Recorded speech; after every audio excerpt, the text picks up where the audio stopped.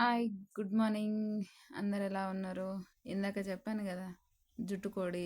అందులో కొంచెం బోటి పాయితీన్ మిల్లేన్, అందులోనే కారం, పసుపు, ఉప్పు, ధనియాల మసాలా, చికెన్ మసాలా, కొంచెం అల్లం వెల్లిపాయ పేస్టు, దాని తర్వాత కొంచెం కొత్తిమీర వేసేసిన తర్వాత నాకు చిన్న ఐడియా అయ్యి కాయింకాన ఐడియా అయ్యి కనుకతో నార్మల్గా రాందజు వండితే ఏం కిక్ ఉంటుంది.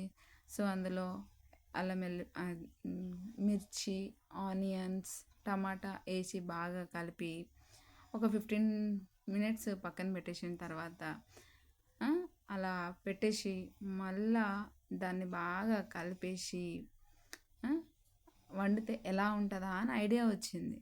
సరే అలానే చేద్దాం అనుకొని బాగా మిక్సీ చేసి కలిపేసా. అబ్బో, ఈ యూట్యూబ్ ఎలా తీస్తారో ఏమో కానీ సచ్చే కష్టం ఉందిరా బాబు. సర్లేండి, మ్యాటర్లోకి వచ్చేద్దాం. కలిపేసిన తర్వాత గిన్నె మా తేలు కాలేని ఇస్సే బేళదొకొని బోటి మొత్తం అందులో వేసేసి బాగా కుత కుత కుత కుత కుత ఉడకనివ్వాలి. ఉడికిన తర్వాత దాంట్లో కొంచెం మీకు ఏదైనా తక్కువ అయ్యింది అనిపిస్తే నూనెకో, బుగ్గికో, మసాలాకో గాలను ఇలాప్పుడు చాలాసేపు ఉడకనియాలి. మ్యాక్సిమం 45 మినిట్స్ వరకు, లేదంటే 1 అవర్ ఉడికినా పర్వాలేదు. ఎందుకంటే అప్పుడు గాలేదు ఒక కుక్కర్ కొనికాయ అసలే ఇది జుట్టుకోడి కుక్కర్లో పెట్టలే కదా.